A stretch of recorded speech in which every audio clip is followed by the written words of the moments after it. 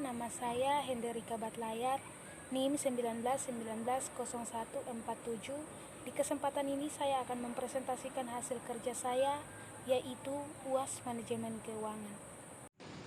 Materi yang pertama tentang obligasi.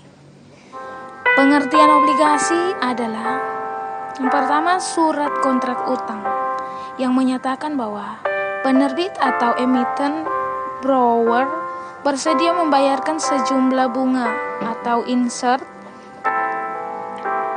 dan pelunasan atau prepayment kepada investor obligasi. Obligasi adalah surat tanda bukti bahwa investor pemegang obligasi telah memberikan pinjaman hutang bagi emiten penerbit obligasi. Yang berikut, rating obligasi. Sebagai alat untuk mengukur kemampuan dan keinginan emiten dalam membayar bunga atau kupon dan pokok pinjaman secara tepat waktu sesuai dengan kondisi perusahaan. Yang berikut, peringkat obligasi dikeluarkan oleh lembaga independen yang secara khusus bertugas untuk memberikan peringkat atas semua obligasi yang diterbitkan perusahaan, misalnya Pemindo Pemeringkat Efek Indonesia dan PT Kasnik Kredit Rating Indonesia. Berikut contoh rating dan status kreditnya. Rating AAA, status kreditnya excellent. Rating AA, status kreditnya very good. Rating A, status kreditnya good. Rating BBB, status kreditnya ada good side. Rating BB, triple C, status kreditnya junk atau spekulatif. Yang berikut, penilaian obligasi. Penilaian obligasi berarti penentuan harga obligasi. Yang berikut, pada penilaian sekuritas atau termasuk obligasi pada umumnya digunakan konsep nilai sekarang. Yang berikut, dengan prinsip ini nilai obligasi akan ditentukan oleh nilai intrinsiknya. Yang berikut, nilai intrinsik obligasi bisa diestimasi dengan mendiskonto semua aliran kas yang berasal dari pembayaran kupon ditambah pelunasan obligasi sebesar nilai par pada saat jatuh tempo. Yang berikut, persamaan matematika untuk menentukan nilai intrinsik obligasi. Rumusnya P sama dengan 2N sigma CI per 2 per T sama dengan 1 dalam kurung 1 tambah R per 2 pangkat T tambah PP per dalam kurung 1 tambah R per 2 pangkat 2N. Dalam hal ini, P sama dengan nilai sekarang obligasi pada saat ini dalam kurung T sama dengan 0. N sama dengan jumlah tahun sampai dengan jatuh tempo obligasi. CI sama dengan pembayaran kupon untuk obligasi atau setiap tahunnya. R sama dengan tingkat diskonto yang tepat atau tingkat bunga pasar. PP sama dengan nilai par dari obligasi. Contoh, obligasi XYZ akan jatuh tempo pada 20 tahun mendatang.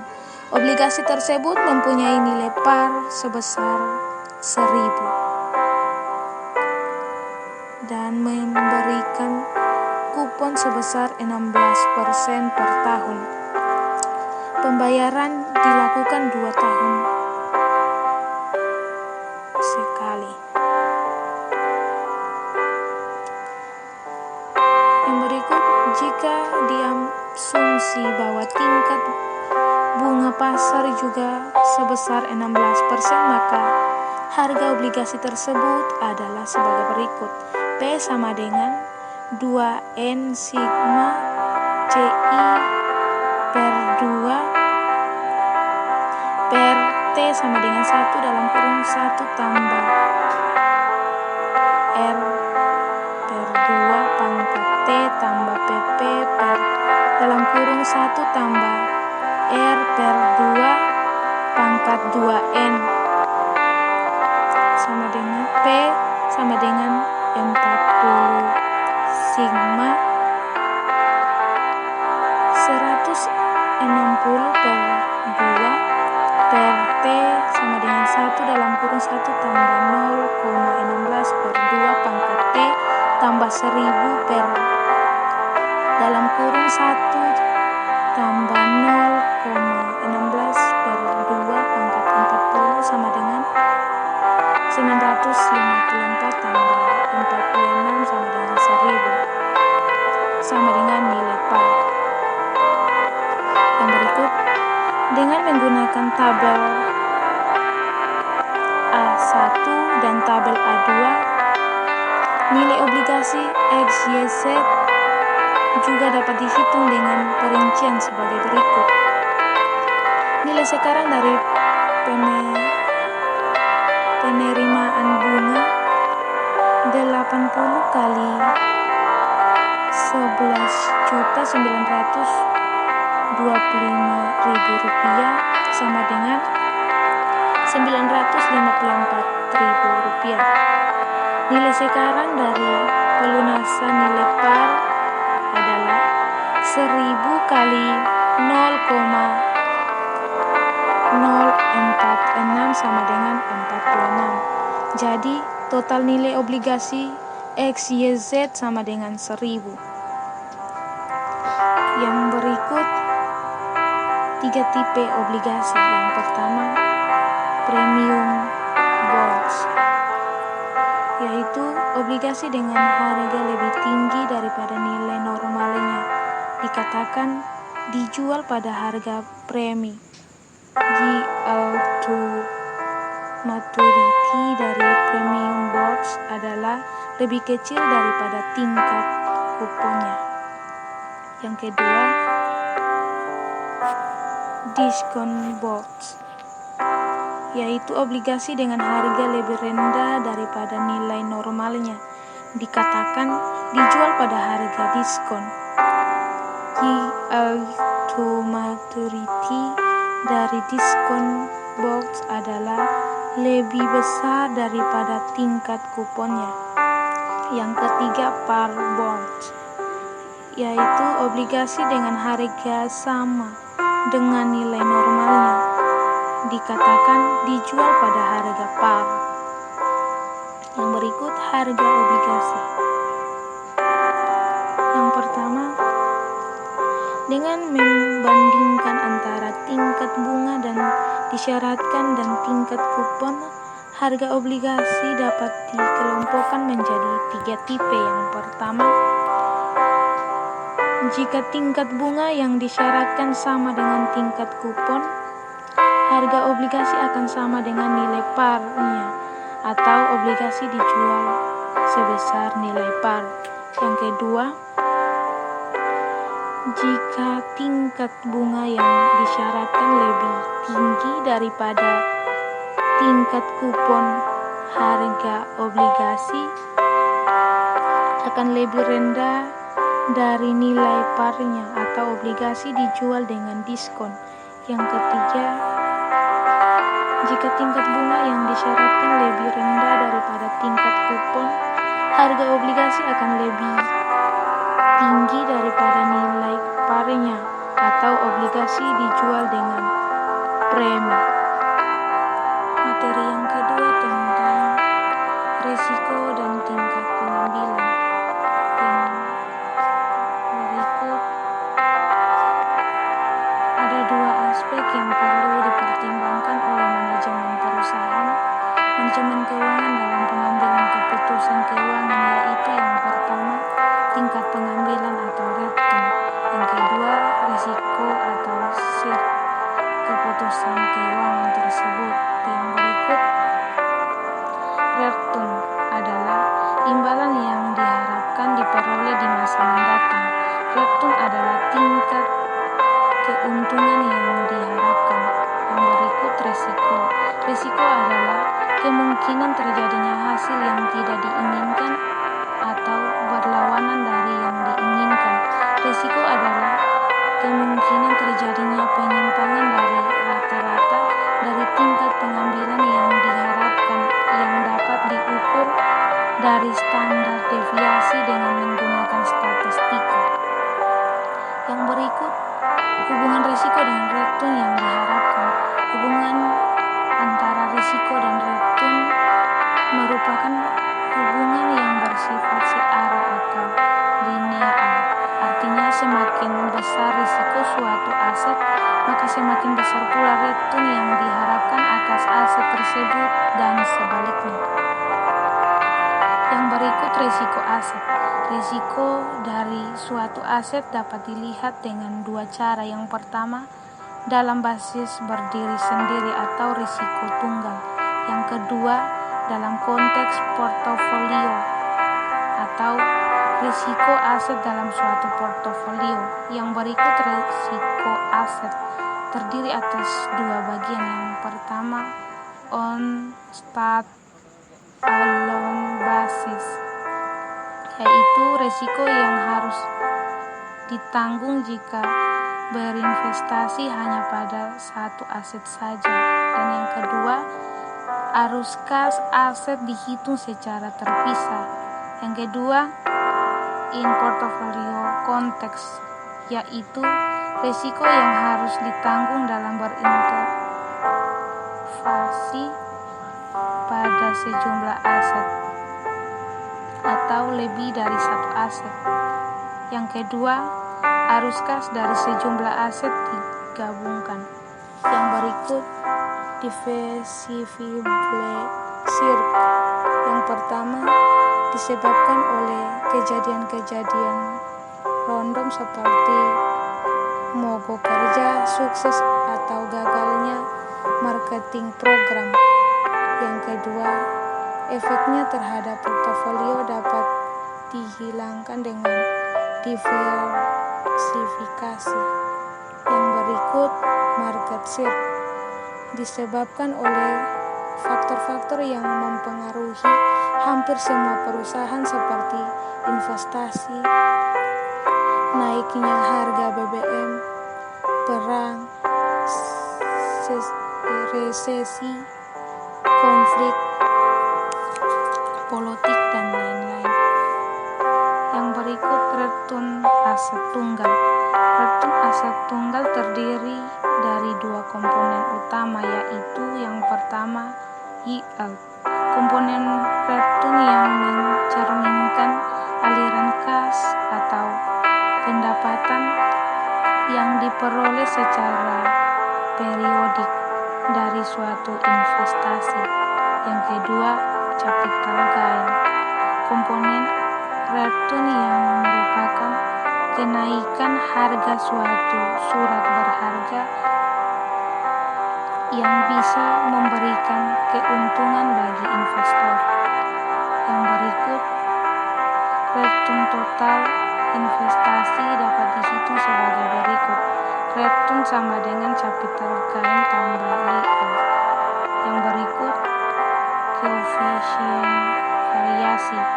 Yang pertama, jika dua investasi memiliki ekspektasi pengambilan yang sama dengan standar investasi berbeda, kebanyakan investor akan memilih standar deviasi yang lebih rendah, risiko lebih kecil. Yang berikut, jika dua investasi memiliki risiko yang sama dengan ekspektasi pengambilan berbeda, maka umumnya investor akan memilih investasi dengan ekspektasi pengambilan yang lebih tinggi. Yang berikut, jika dua investasi adalah salah satu memiliki ekspektasi pengambilan yang lebih tinggi, tetapi yang lainnya memiliki standar deviasi lebih rendah, maka akan menggunakan koefisien variasi. Yang berikut, jika terdapat dua pilihan investasi, yaitu A dengan return yang diharapkan lebih tinggi dan B mempunyai deviasi standar lebih rendah, maka rumusnya CV sama dengan KF sama dengan Q per R. Yang berikut, KV menunjukkan share per unit of return yang memberikan ukuran risiko yang lebih bermakna ketika dua alternatif memiliki ekspektasi tingkat pengambilan yang tidak sama. Yang berikut, investasi portofolio. Yang pertama, suatu kombinasi dua atau lebih investasi. Contoh, portofolio Tuan A terdiri dari saham Telkom, saham Indosat, saham Indofood. Tujuan portofolio ialah meminimumkan risiko dengan cara diversifikasi. Yang berikut, aset dalam suatu portofolio lebih kecil risikonya dibanding jika aset itu hanya dipegang tunggal. Yang berikut, dari kacamata investor yang diperhitungkan adalah return dan risiko keseluruhan dari portofolio yang dimiliki, bukan masing-masing aset di dalam portofolio tersebut. Yang berikut, oleh karena itu investor menganalisis bagaimana risiko dan return suatu aset tunggal mempengaruhi risiko dan return portofolio di mana aset itu berada. Yang berikut,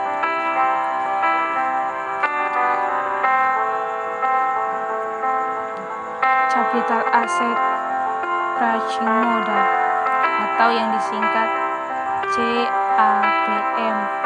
Yang pertama, capital asset pricing model merupakan modal untuk menentukan harga suatu aset. Yang kedua, capital asset pricing model adalah sebuah modal yang menggambarkan hubungan antara risiko dan return yang diharapkan. Modal ini digunakan dalam penilaian harga sekuritas. Yang ketiga, modal capital asset pricing model diperkenalkan oleh Tienor 1 dan Tienor merupakan pengambilan teori portofolio yang dikemukakan oleh Markowitz dengan memperkenalkan istilah baru, yaitu risiko sistematik. Materi yang ketiga tentang biaya modal perusahaan. Pentingnya biaya modal. Yang pertama, maksimalisasi nilai perusahaan. Pengharusan biaya atau termasuk biaya modal diminimumkan. Yang kedua, keputusan penganggaran modal memerlukan estimasi biaya modal. Yang ketiga, keputusan penting lain seperti leasing dan modal kerja juga memerlukan estimasi biaya modal. Yang berikut, fungsi biaya modal terkait dengan pajak yang dikenakan pada perusahaan. Biaya modal yang dikenakan pada modal pinjaman berbeda dengan biaya modal dari modal sendiri. Konsep perhitungan biaya modal didasarkan pada perhitungan sebagai berikut. Yang pertama, sebelum pajak. perlu disesuaikan dulu dengan pajak sebelum dilakukan perhitungan biaya modal rata-ratanya seperti obligasi. Yang kedua setelah pajak. Yang berikut sebagai diskon rate untuk menentukan diterima atau ditolaknya suatu usulan investasi, yaitu dengan membandingkan tingkat keuntungan dari usulan investasi sebagai berikut dengan biaya modalnya. Biaya modal di sini adalah biaya modal yang menyeluruh. Misalnya, jika kita menggunakan metode net present flow atau profitability index untuk menentukan diterima atau ditolaknya suatu usulan investasi, maka biaya modal berfungsi sebagai diskon rate yang digunakan untuk menghitung nilai sekarang dari project dan mengeluarkan investasi. Yang berikut biaya utang. Biaya utang sama dengan KD atau yield to maturity, biaya komponen hutang yang digunakan untuk kalkulasi biaya modal rata-rata tertimbang. Yang berikut, dalam perhitungan WACC, kita menyukai biaya hutang setelah pajak sama dengan KD dalam kurung 1 kurang T, di mana T adalah tarif pajak perusahaan. Contoh, KD sama dengan 10%, pajak sama dengan 15%. Berapa biaya hutang setelah pajak? Jawab 10% dalam kurung 1 kurang 15% sama dengan 8,5%. Yang berikut biaya utang. Notes. Penggunaan utang sebagai modal menurunkan penghasilan yang dikenai pajak karena bunga yang harus dibayar. Karena itu, penggunaan utang dapat mengurangi pajak yang dibayar.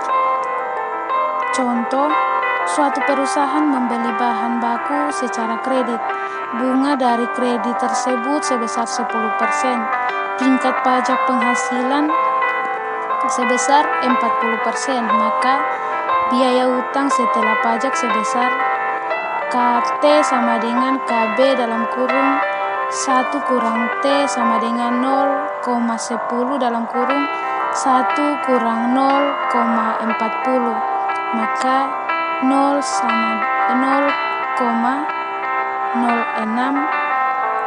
sama dengan 6%. Yang berikut biaya saham preferen. Biaya saham preferen sama dengan tingkat keuntungan yang dinikmati pembeli saham preferen. KP sama dengan DP per PN. DP sama dengan dividen saham preferen tahunan. PN sama dengan harga saham preferen bersih yang diterima perusahaan penerbit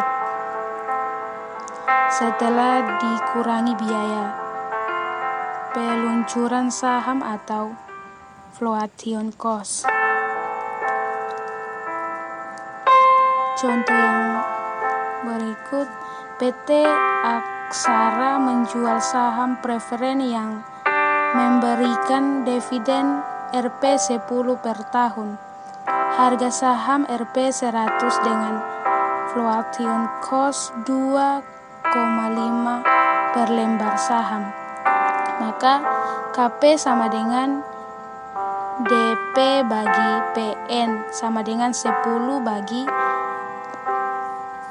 97.500 sama dengan 10,26%. Yang berikut biaya laba ditahan atau KS. Yang pertama, perusahaan dapat memperoleh modal sendiri melalui dua cara. Cara yang pertama, menahan sebagian laba.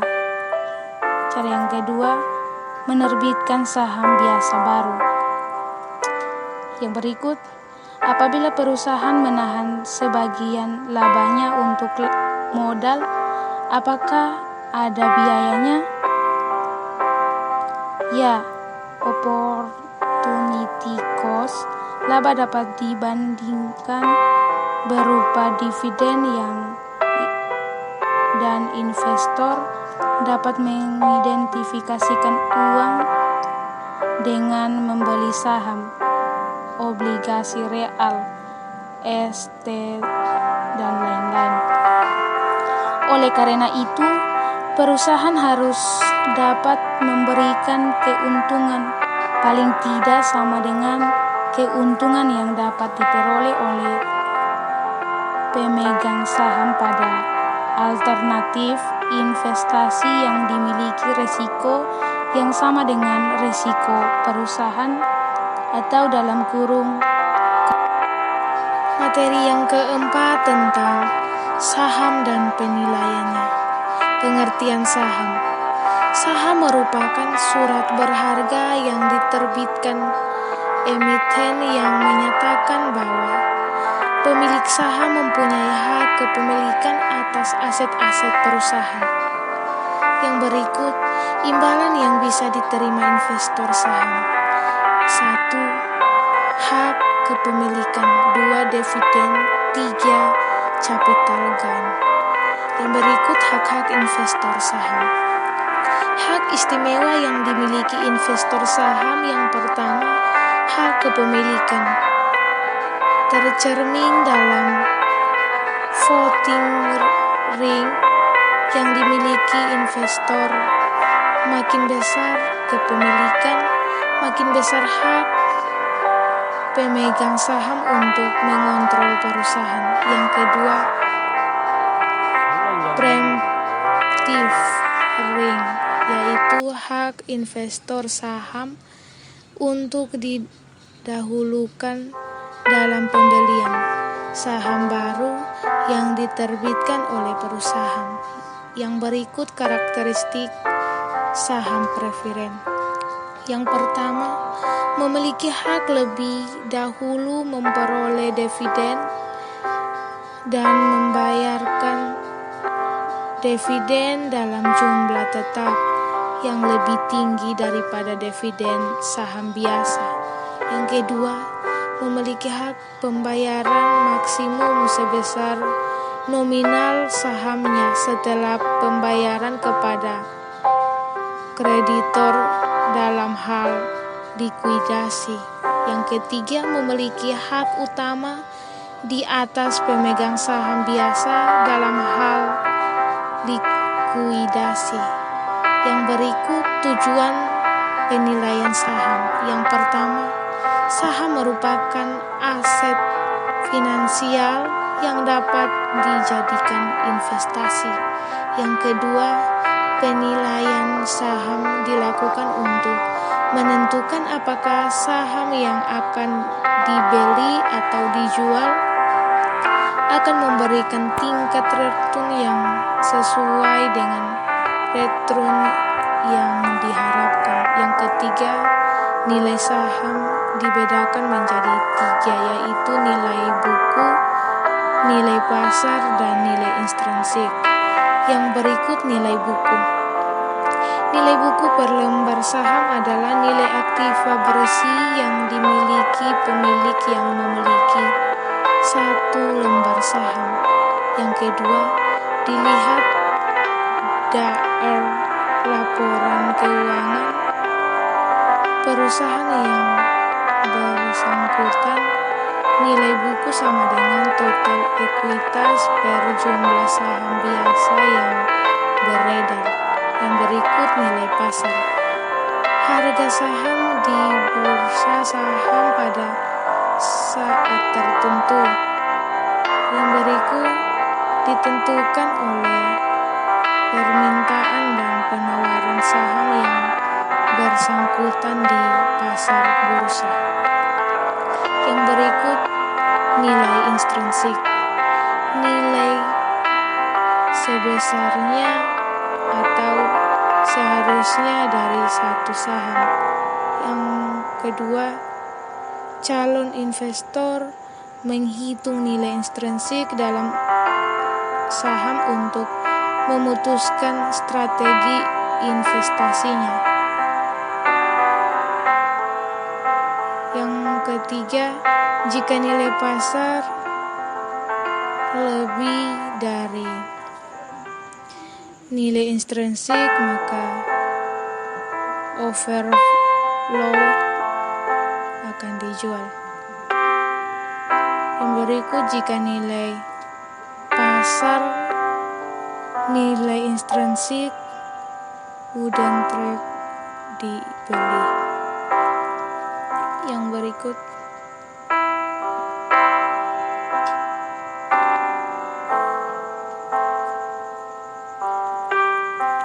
menentukan nilai intrinsik. Analisis fundamental menghitung nilai intrinsik menggunakan data keuntungan perusahaan. Yang berikut, analisis teknikal menghitung nilai intrinsik dari perdagangan saham yang telah lalu. Yang berikut, analisis teknikal terkait pola pergerakan harga saham yang diyakini akan berkurang. Yang berikut, penggunaan grafik untuk menggunakan pola pergerakan harga saham. Yang berikut, support level, yaitu tingkat kisaran harga pada saat analisis mengharapkan akan terjadi peningkatan yang signifikan atas permintaan saham di pasar. Yang berikut, resistance level adalah tingkat kisaran harga pada saat analisis berharap menjadi peningkat yang signifikan atas penawaran saham di pasar. Yang berikut, analisis fundamental. Tahapan proses analisis top down. Yang pertama, analisis ekonomi dan pasar modal. Yang kedua, analisis industri. Yang ketiga, analisis perusahaan. Analisis ekonomi. Terdapat hubungan yang erat antara kondisi ekonomi global dan nasional terhadap kinerja pasar modal suatu negara, apalagi terhadap suatu perusahaan. Yang berikut, menganalisis variabel ekonomi makro suatu negara. SPT, produk domestik bruto, tingkat pengangguran, tingkat inflasi, kurs valuta asing, investasi wisata, investasi swasta, dan tingkat bunga. Yang berikut, langkah-langkah. Yang pertama, menentukan estimasi pertumbuhan dividen. Yang kedua, menghitung present flow dividen selama periode di mana dividen tumbuh tidak konstan. Yang ketiga, menghitung nilai saham pada periode pertumbuhan tidak konstan. Yang keempat, menjumlahkan 2 dan 3 untuk mendapatkan PO. Contoh, sebuah perusahaan terbuka selama ini membagikan dividen yang dijualnya bervariasi. Perusahaan memperkirakan kenaikan pendapatan sebesar 20% per tahun selama 2 tahun mendatang. Tetapi setelah itu pendapatan akan menurun menjadi 5% per tahun sampai waktu tak terhingga. Pemilik perusahaan menginginkan return sebesar 18%. Dividen terakhir yang dibagikan adalah Rp200 per lembar. Berapakah harga saham perusahaan tersebut sekarang? Jawab: D1 sama dengan D0 dalam kurung 1 tambah 0,20 sama dengan 200 dalam kurung 1,20 sama dengan 240. Yang berikut D2 sama dengan D0 dalam kurung 1 tambah 0,20 pangkat 2 sama dengan 200 dalam kurung 1,44 sama dengan 288. Yang berikut PV dalam kurung D1, D2 sama dengan 240 per dalam kurung 1 tambah 0,18 tambah 288 per dalam kurung 1 tambah 0,18 pangkat 2 sama dengan 203,39.000 tambah 206,84.000 sama dengan 410.023 rupiah. Dan P2 sama dengan D3 per KS kurang G sama dengan D2 dalam kurung 1 tambah 0,05 per 0,18 kurang 0,05 sama dengan 302,40 per 0,18 kurang 0,05 sama dengan 2.326.000. Yang berikut PVP 2 sama dengan 2.326.000 per dalam kurung 1 tambah 0,18 pangkat 2 sama dengan 1.675.000 rupiah. Dan P0 sama dengan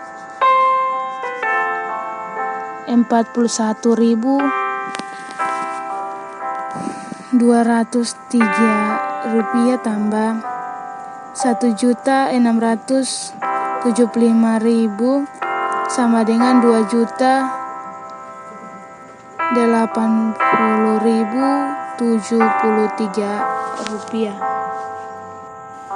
Materi yang kelima tentang penganggaran modal.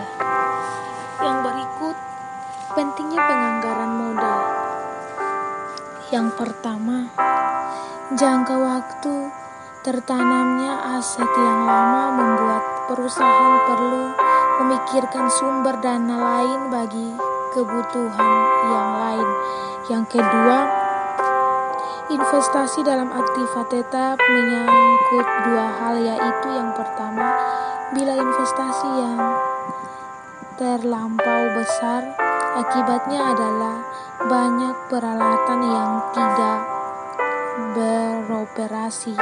Yang kedua, bila investasi yang terlampau kecil sehingga kekurangan peralatan akibatnya adalah perusahaan bekerja dengan harga pokok yang terlalu tinggi sehingga mengurangi daya saing. Yang ketiga, pengeluaran dana untuk keperluan tersebut biasanya meliputi jumlah yang besar yang tidak bisa diperoleh dalam jangka waktu yang pendek atau sekaligus, sehingga perlu adanya ketelitian dalam melakukan perhitungan. Yang keempat, kesalahan dalam melakukan penghitungan berarti berkait panjang sehingga kerugian pasti terjadi. Yang berikut, dalam penganggaran modal ada beberapa langkah yang dilakukan. Yang pertama, menaksir aliran kas dari investasi tersebut. Yang kedua, menghitung biaya modal rata-rata tertimbang. Yang ketiga, mengevaluasi investasi tersebut dengan kriteria investasi seperti payback period, NPV, PI, dan IRR. Yang keempat, mengambil keputusan apabila investasi diterima atau tidak. Yang berikut, payback period. Yang pertama, payback period adalah waktu yang dibutuhkan agar investasi yang direncanakan dapat dikembalikan atau waktu yang dibutuhkan untuk mencapai titik impas. Jika waktu yang dibutuhkan makin pendek, proposal investasi dianggap makin baik. Kendatipun demikian, kita harus berhati-hati menafsirkan kriteria payback period ini, sebab ada investasi yang baru menggunakan dalam jangka panjang lebih besar 5 tahun. Yang kedua, merupakan periode yang diperlukan untuk dapat menutup kembali cash outflow dan cash inflow. Yang ketiga, waktu yang diperlukan agar dana yang ditanam pada suatu investasi dapat diperoleh kembali seluruhnya. Yang keempat, semakin pendek jangka waktu kembalinya dana yang diinvestasikan, semakin baik suatu investasi. Yang berikut,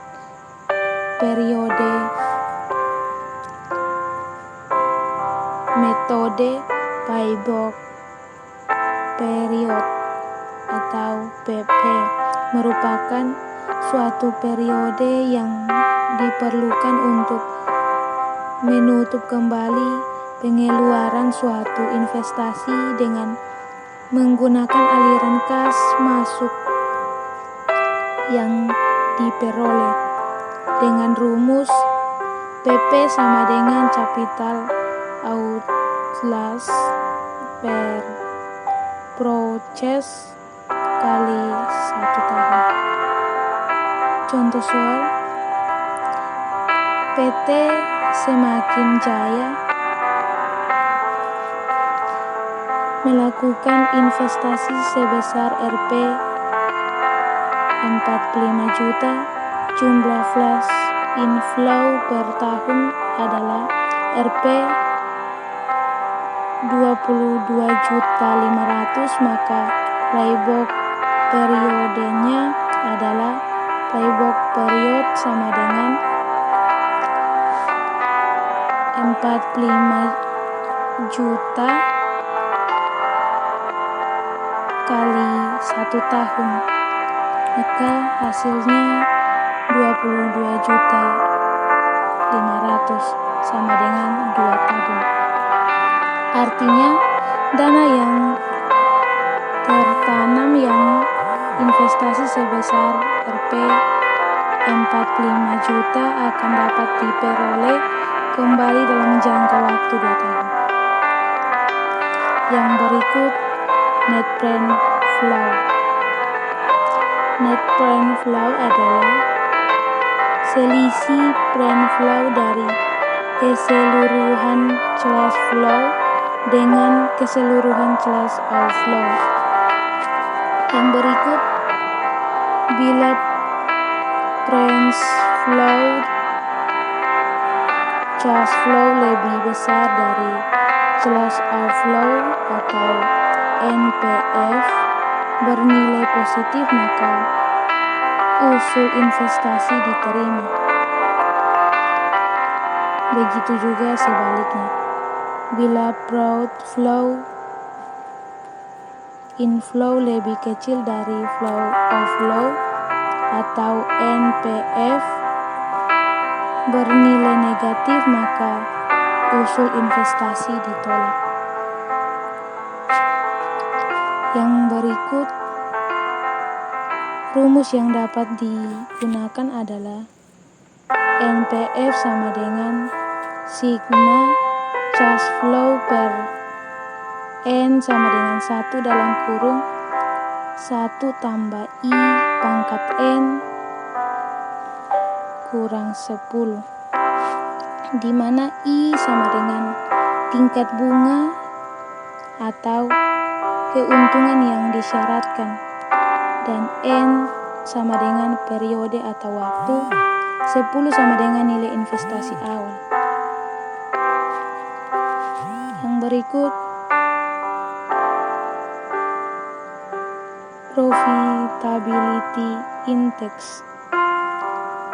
Profitability index merupakan periode perhitungan kelayakan investasi yang membagi antara periode flow dari cash inflow dan cash outflow, yaitu bila PI lebih besar dari 1 maka investasi diterima, dan bila PI lebih kecil dari 1 maka investasi ditolak. Rumusnya profitability index sama dengan PF cash inflow per cash outflow.